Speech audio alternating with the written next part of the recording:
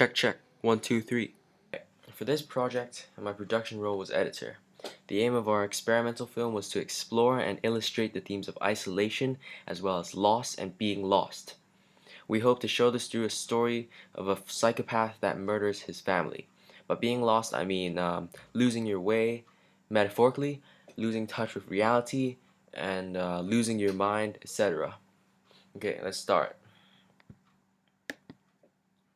I started off my symbolic editing by putting spaces between clips, as you'll see in a moment. I experimented with spaces to show isolation because editing in itself is clips being put together, while the meaning of isolation is to be apart, which is exactly what was reflected onto the film, the clips being apart, like here.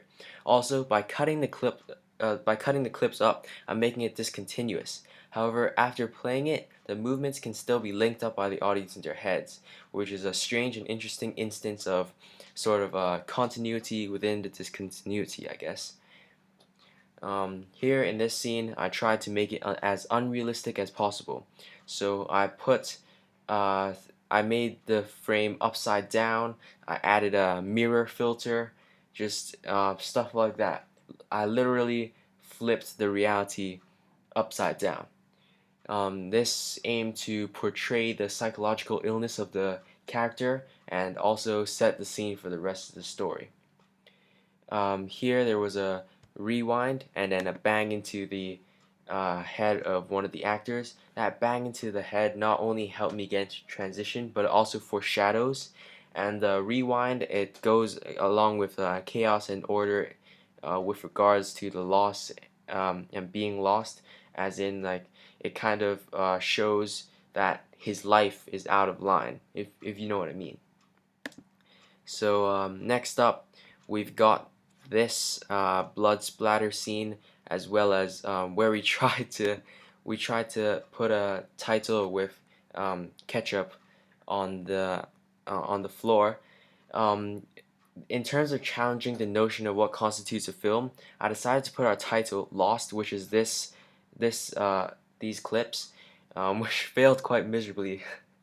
Um, while having another section after the credits. Um, so it doesn't make that much of a difference, but in my opinion, it was symbolic since it defied the usual conventions of beginning right off the bat with the title and finishing off with the credits. So yeah, this which is meant to be our title happened after a bit of film. I try to use this also to foreshadow what was coming up, and yeah, as I said, I could have put this in the beginning, but I decided to put it in the middle.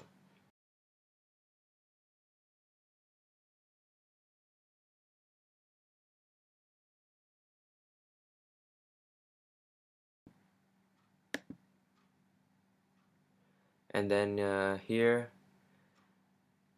some shots taken by the cinematographer to to set the setting,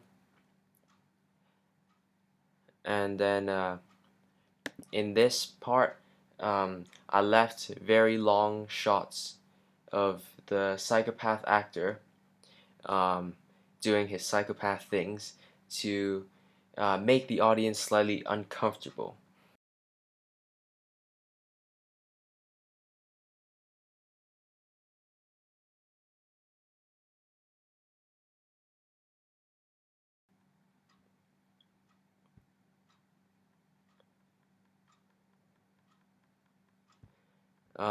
Here, I did a match on action to add to the intensity because the shots and the suffocating acting itself was quite boring, so I hoped I kind of fixed that.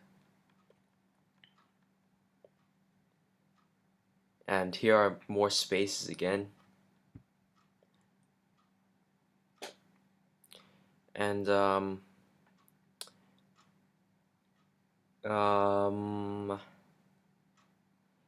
over here, yeah. So right there, I had the television no signal stock footage, which is that colorful image. When a television loses connection or signal, it um, I use that because it kind of symbolizes that uh, we're the link or the connection between that character and life or reality has been severed, and he's lost his mind, just as a TV would lose connection or signal. And then in this running, this was actually bad lighting on the POV shot. However, I kept it in since it kind of represents a loss of everything. Not only the character's life in the um, plot of the film, but everything else in the frame is being lost. All the content, the color, um, and only the color white is being isolated.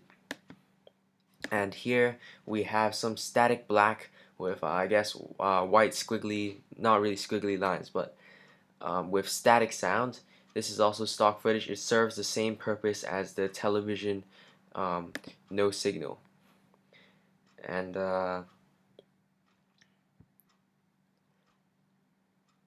here I had the punching with the blood splatter. It didn't work out as well as I hoped it would, and I guess the punching was a bit too long, which is something I could improve, but I used a composite mode multiply and Gaussian blur. I tried to make it realistic. However, um, yeah, because it was a narrative anyway, that's what we decided on. So, and here,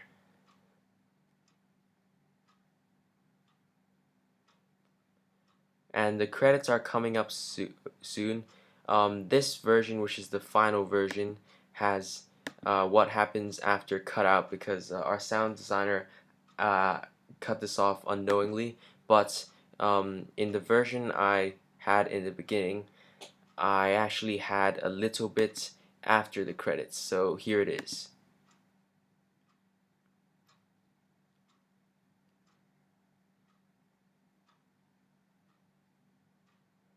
Now I know that probably makes zero difference at all, but um, it um, it serves the purpose of challenging what constitutes a film. And